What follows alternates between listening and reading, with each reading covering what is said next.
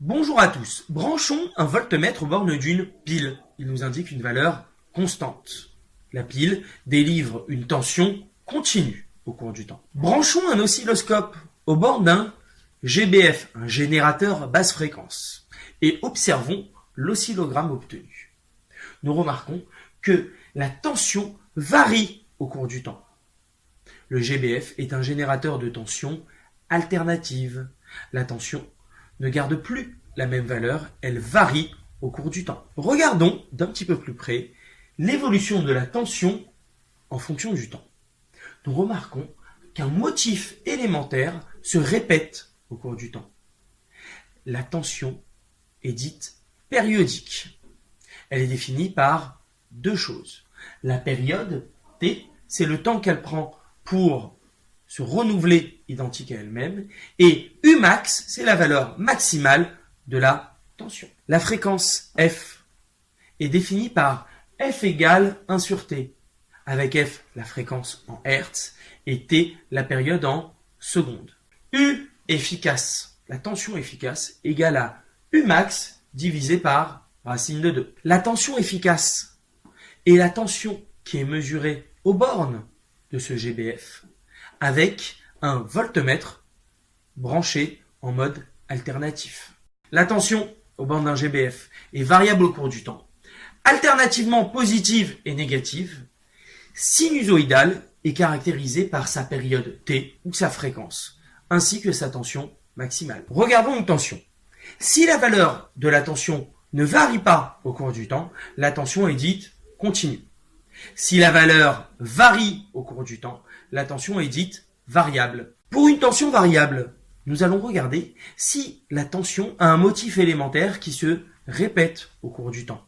Dans ce cas-là, la tension sera dite périodique. Pour une tension périodique, si la valeur au cours du temps est alternativement positive et négative, la tension est également dite alternative. Il existe plusieurs types de formes de courbes caractéristiques. La triangulaire, la carrée et la sinusoïdale. Efficace d'un signal alternatif périodique. N'oubliez pas de prendre des notes au fur et à mesure. Alors voilà le générateur que nous utilisons habituellement avec 6 ou 12 volts et puis deux bornes de sortie pour le courant électrique, soit du courant continu à gauche, soit du courant alternatif à droite, les deux bornes vertes.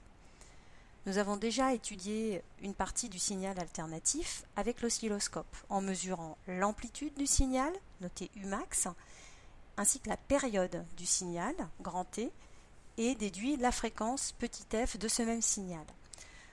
Si on relie maintenant ce générateur, le même générateur, à un voltmètre, eh bien on voit que l'indication sur le voltmètre n'est pas la même que Umax. Le voltmètre indique une tension de 12,75 volts, ce qui est relativement proche de la valeur indiquée par le générateur, alors que l'oscilloscope n'indique pas la même valeur. On voit donc qu'avec un même générateur, on peut avoir deux mesures différentes de tension. La valeur qui est inscrite sur les appareils, donc 12 volts par exemple sur le générateur précédent, c'est ce que l'on appelle la tension efficace du générateur. C'est de manière générale la valeur qui sera toujours inscrite sur les appareils. Sur l'étiquette qu'on voit actuellement, on a une tension de 230 volts, c'est la tension efficace de cet appareil.